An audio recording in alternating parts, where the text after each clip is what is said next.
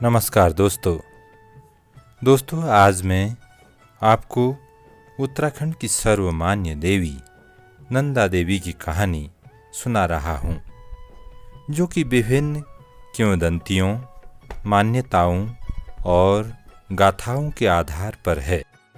उम्मीद है आप सभी का प्यार और आशीष मुझे मिलेगा। तो लीजिए शुरू करते हैं नंदा देवी की कहानी। उत्तराखंड में वर्ष भर मेलों, उत्सवों, त्योहारों, पर्वों का आयोजन होता रहता है। इन्हीं अवसरों पर मुख्यतया यहाँ की सांस्कृतिक छटा भी देखने को मिलती है।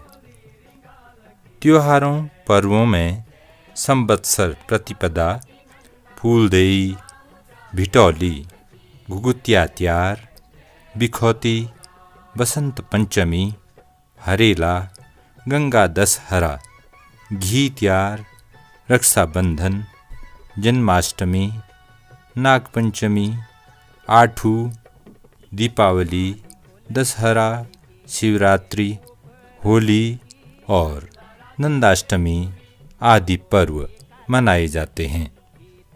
नंदाष्टमी नैनीताल में नंदा देवी महोत्सव के माध्यम से मनाया जाता है। नंदा देवी महोत्सव हर वर्ष भादो मास की पंचमी तिथि से प्रारंभ हो जाता है। इस दिन नगर के लोग कदली वृक्ष को लेने के लिए चयनित स्थल की ओर प्रस्थान करते हैं। नंदा देवी महोत्सव में कदली वृक्ष का बहुत बड़ा महत्व है। किंवदंती के अनुसार राजकुमारी नंदा ने अपनी सहेली सुनंदा के साथ महिष से अपनी रक्षा करने के लिए कदली वृक्ष की ओट ली थी। इसी परंपरा के अनुसार कदली वृक्ष के तनों से नंदा सुनंदा की प्रतिमूर्तियां बनाकर उनकी प्राण प्रतिष्ठा की जाती है। अष्टमी के दिन प्राण प्रतिष्ठा के बाद सभी भक्तजनों के लिए प्रतिमूर्तियां अवस्थित कर दी जाती हैं। नवमी का दिन भी सभी श्रद्धालुजन पूजा अर्चना में व्यतीत करते हैं।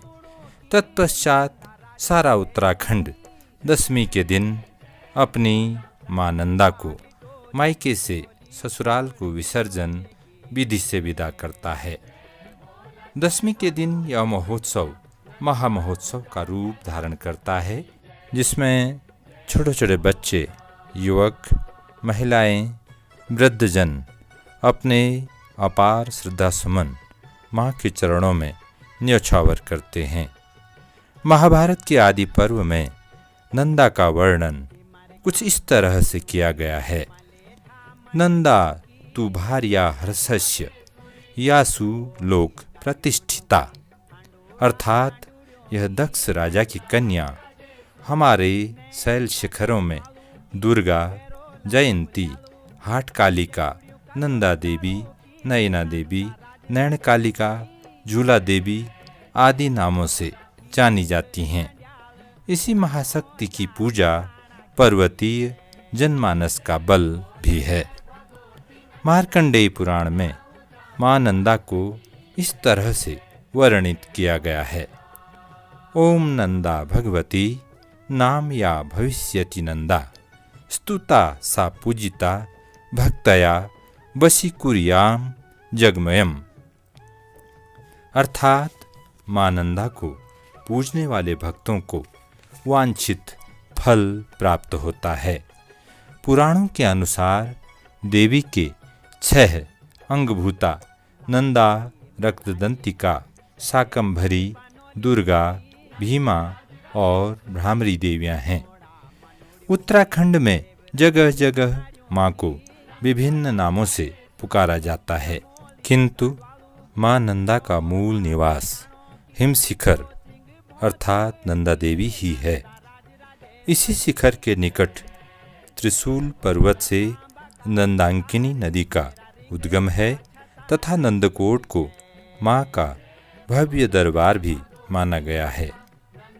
मान्यताओं और गाथाओं के आधार पर माँ नंदा ऋषि साऊ निवासी हेमंत ऋषि की पुत्री हैं।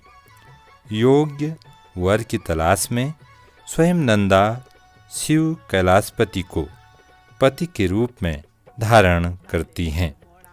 विवाह पश्चात ससुराल जाती नंदा अपने भाइयों से यह वचन लेती हैं कि हर 12वें वर्ष उनके भाई उन्हें ससुराल से लेने आएंगे।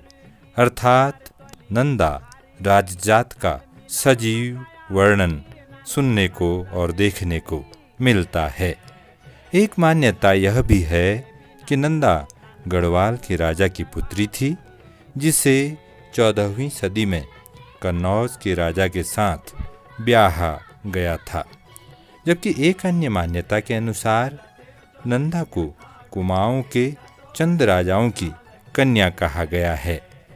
चंद राजाओं ने कुर्मांचल में सन 700 ईस्वी से 1790 ईस्वी तक शासन किया।